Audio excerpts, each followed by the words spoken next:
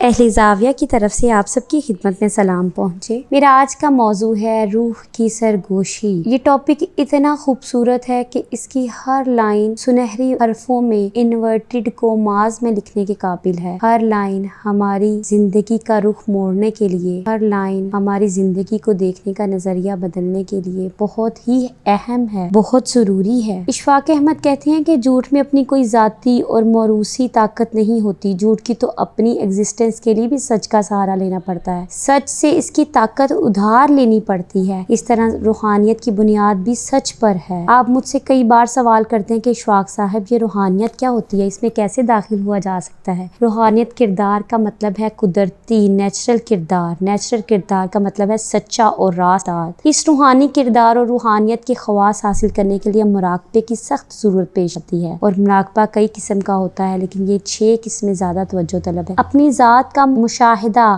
باطن اور اس کا تجزیہ، خدا کی ذات اور اس کی صفات پر تفکر، تسلسل کے ساتھ حق اور حقیقت کی تفہیم، اسماء حسنی کا ورد، اس کائنات میں اللہ کے رچائے ہوئے کھیل کا تفصیلی جائزہ، پاکیزہ زندگیوں کا قریب سے مطالعہ، انا کا اور خود پسندی کا ان 9 ستونوں پر محل استوار ہے، لیکن جلد ہی یہ محل کھنڈر میں تبدیل ہو جاتا ہے۔ ستون یہ ہیں: طاقت کا گھمنڈ، حسن وجود کا گھمنڈ، خاندانی برتری کا تکبر، علم کا گھمنڈ، تجربے کا گھمنڈ، ذہانت اور ایبیلٹی کا غرور، اپنی اعلیٰ کردار کا گھمنڈ۔ لیکن ان سب میں سے خطرناک ترین گھمنڈ اس بات کا اعلان ہے کہ اللہ سے ڈر کر کہتا ہوں مجھ میں غرور تکبر کا نام نہیں۔ مزہ تو تب ہے کہ وجود اور ذہن سے جب پوچھا جائے کہ وہ کہاں رہنا چاہتا ہے تو مکالمہ اس انداز کا ہوگا: اچھا میاں کہاں رہنا چاہتے ہو؟ کہیں بھی سرکار۔ ایک مرتبہ پھر سوچ لو حضور، میں نیکوکاروں، بھگتوں اور انعام یافتہ لوگوں کی کمپنی میں رہنا چاہتا ہوں۔ ایک دفعہ اور غور کر لو حضور، میں روح کی گہرائیوں میں رہنا چاہتا ہوں۔ اگر اپنی جائیداد، اپنی چیزوں اور اپنی آل اولاد کی دیکھ بھال پر ساری توجہ، سارا وقت اور ساری طاقت لگ جائے تو یہ میرا باطن کو بے عزت کرنے کا کامیاب ترین فیصلہ ہوگا۔ نیکی اور بدی کا تصور میرے اندر خدا ہی پیدا کرتا ہے، اور وہی اس کی رغبت پیدا کرتا ہے۔ اس سلسلے میں کیا کریں اور کس طرح سے کریں؟ صلاحیت نالائکی اور نااہلی سے بہتر ہے، لیکن سارے دعووں سے دستبردار ہو جانا صلاحیت سے بھی برتر ہے۔ اخلاق کا تقاضا اتنا ہے کہ آدمی خواب میں بھی ہوشیار اور چوکس ہو اور اسے کوئی بھول نہ ہونے پائے۔ ابدی نیند بھی بڑی ضروری، بڑی سہانی ہوتی ہے اس شخص کے لیے جس نے زندگی بھر شدید محنت کی ہو۔ دیکھا جائے تو موت بھی خدا کا ایک مدھم سا روپ ہے۔ مغرب کی نماز اور اس کے بعد کا مراقبہ اور ذکر اذکار بھی ایک طرح سے موت سے پہلے خدا کی یاد کا سماں ہوتا ہے۔ حرفۂ خیالات اور روحانی اذکار کا مسخ شدہ بیان بھی بڑا نقصان دہ عمل ہے۔ اشفاق احمد کہتے ہیں کہ اس میں کوئی شک نہیں کہ روح کی دولت ہر شخص کو ملی ہے، لیکن روح کا علم کسی کا مقدر بنتا ہے۔ مصور اپنی ہی بنائی ہوئی تصویر کا جائزہ اس کے قریب کھڑے ہو کر نہیں کر سکتا، اس کو اپنی تصویر کی صحیح خد و خال ملاحظہ کرنے کے لیے دور سے دیکھنا پڑتا ہے۔ قدرت کے راز سمجھنے کے لیے بھی ان سے علیحدہ اور منقطع ہو کر رہنا پڑتا ہے۔ ڈوبتے کے ساتھ ہمدردی کرنے کا یہ طریقہ نہیں کہ خود بھی اس کے ساتھ لگ کر ڈوب جائیں، بلکہ ہمدردی کے لیے تیرنا آنا چاہیے تاکہ ہم ڈوبتے کو بچا سکیں۔ خدمت ایک ایسی چیز ہے جو انا کی دیواریں گرا دیتی ہے اور انسان کو اس کے لیے باطن سے ہم کلام کر دیتی ہے۔ ہماری دعا ہونی چاہیے کہ اے اللہ، میں نہ تو دنیاوی لذتیں حاصل کرنے کا آرزومند ہوں اور نہ ہی روحانی سربلندیوں کو پانے کا خواہش مند ہوں۔ مجھے ان دونوں کی بجائے سپردگی اور ابدیت کی دولت چاہیے۔ اس طرح نہ تو مجھے مافوق الفطرت طاقت درکار ہے، نہ ہی مراقبے اور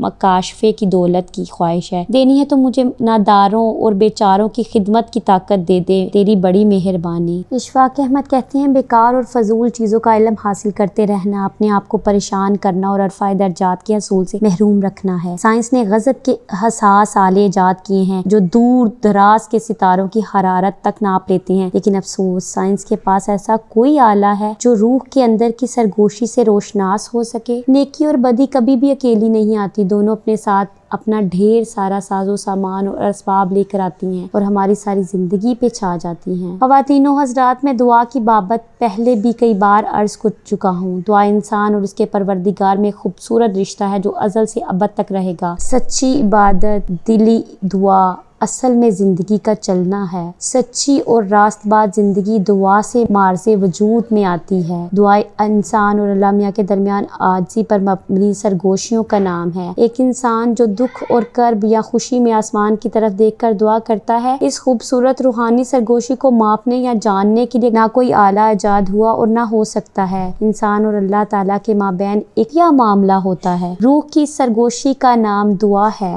جس میں ایک معمولی سا بندہ اپنے خالق سے ہم کلام ہو جاتا ہے۔ ہم کو اپنی زندگی کی چھوٹی چھوٹی مشکلات کے لیے بھی دعا کرنی چاہیے اور بڑی افتادوں کے لیے خدا سے درخواست کرنی چاہیے۔ اور اب ہماری زندگی میں یہ حالات ہیں، ہماری مصروفیت اتنی زیادہ بڑھ گئی ہے کہ ہمیں نماز کا وقت نہیں ملتا، تو ہم اپنے خدا سے دعا کیا کریں؟ یا اللہ، میرے وقت نہ ملنے کے گناہ کو معاف کر اور مجھے عبادت کے لیے وقت عنایت فرما، وقت مل جائے گا۔ اصل میں بات یہ ہے کہ شیطان ہم پر اتنے کاموں کا بوجھ ڈال دیتا ہے اور ہر وقت ڈالتا رہتا ہے تاکہ ہمیں خدا کی عبادت کا وقت نہ مل سکے، اور اپنے پرکشش فلسفے سے انسان کو ورغلاتا ہے اور بسا اوقات وہ کامیاب بھی ہو جاتا ہے۔ خواتین و حضرات، اگر خوش رہنا چاہتے ہیں تو نکتہ چینی کو چھوڑ دیں، اس سے کوئی فائدہ نہیں۔ ایک روز ہم کو اس معیار سے جانچا جائے گا جو معیار ہمارے لیے طے کر دیا گیا ہے۔ دوسروں پر انگلیاں اٹھانے سے کوئی فائدہ نہیں، کیونکہ جب آپ کسی کی طرف انگلی اٹھاتے ہیں تو آپ کی 3 انگلیاں خود بخود آپ کی جانب اٹھ جاتی ہیں۔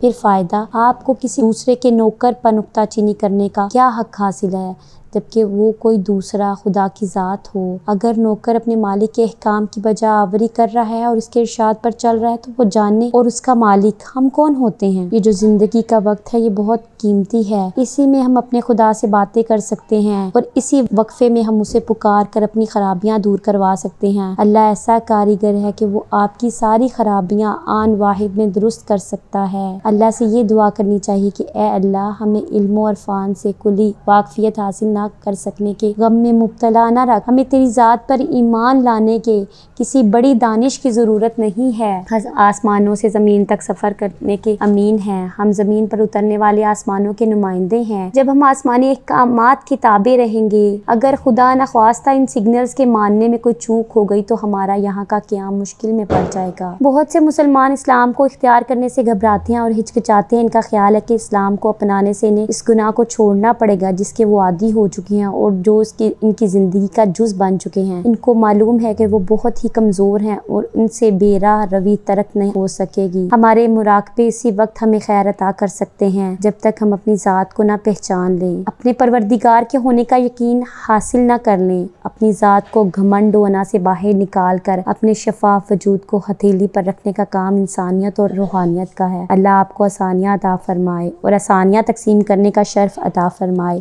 اللہ حافظ۔